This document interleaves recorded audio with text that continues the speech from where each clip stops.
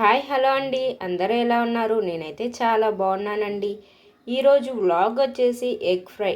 Different స్టైల్లో అయితే egg fry ఉండబోతుందండి. మీరు కానీ ఇలా కానీ ట్రై చేశారు అంటే ఫాస్ట్గా అయిపోతుంది, సూపర్ టేస్టీగా అయితే ఉంటుంది.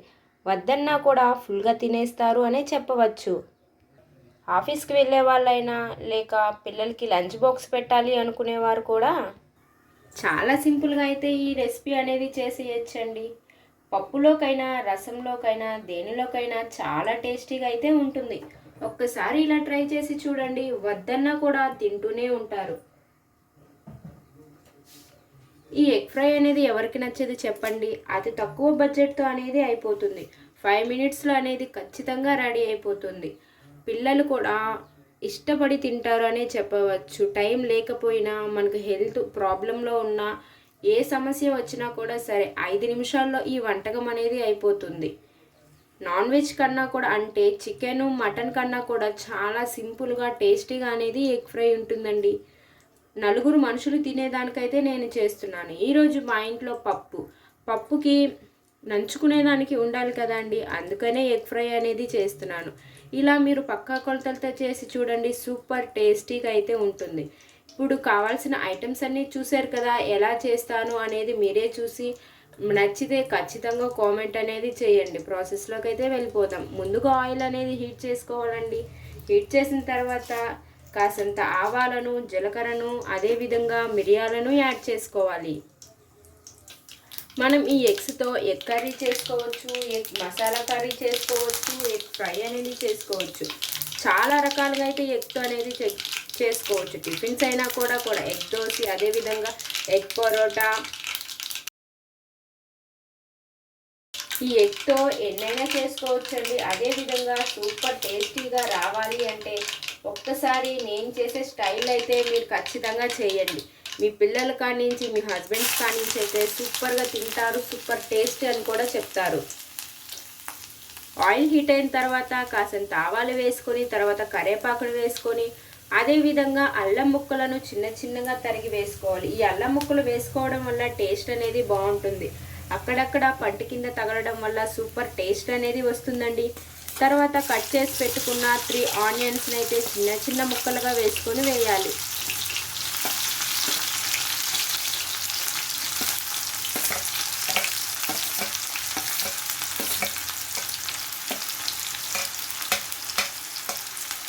ఇలా ఆనియన్స్ వేసిన తర్వాత బాగా మిక్స్ చేసుకోవాలి.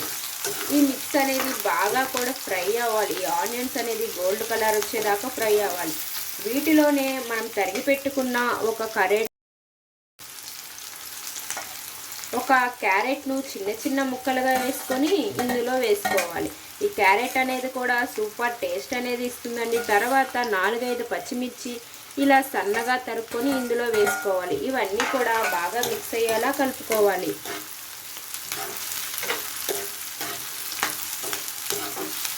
ఈ క్యారెట్, పచ్చిమిర్చి, అదేవిధంగా ఆనియన్ ఇవన్నీ కూడా మెత్తగా వచ్చేలా ఉంచుకోవాలి. ఇలా చేస్తూ ఉండగానే మనకు ఉప్పు సరిపడినంత వేసుకోవాలి. మీ టేస్ట్కి తగ్గట్టు మీరు సాల్ట్ అనేది యాడ్ చేసుకోండి. కల్లుప్పు వేయడం వల్ల కల్లులుగానే ఉంటుంది. సాల్ట్ అందులో బాగా మిక్స్ అవుతుంది కాబట్టి సాల్ట్ అనేది మీరు ఎంత తినగలరో అంత మాత్రమే వేసుకోండి.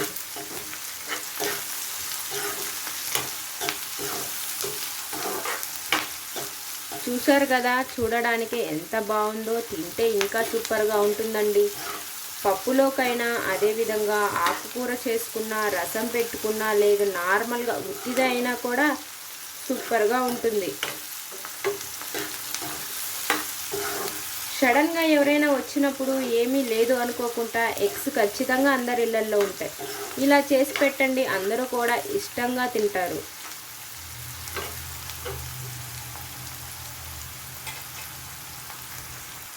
ఈ కంటెంట్లోకి వచ్చిన తర్వాత మనం పసుపు అనేది యాడ్ చేసుకోవాలి.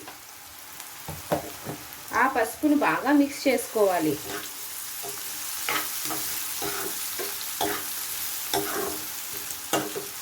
చూసారు కదా ఎలా ఉందో.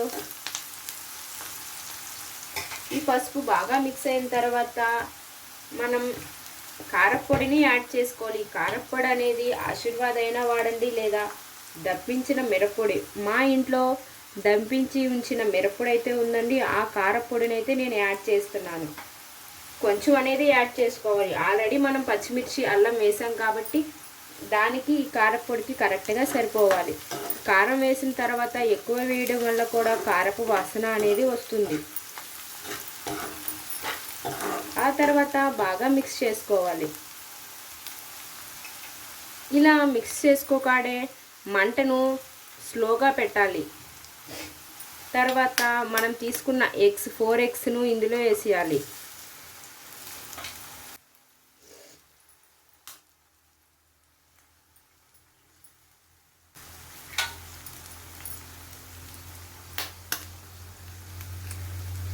మనం ఇలా 4 ఎగ్స్ని అయితే వేసుకోవాలి. వేసుకున్న తర్వాత మనం స్లోగా అనేది ఎగ్ను స్ప్రెడ్ చేయాలి ఆనియన్స్ మీదకు.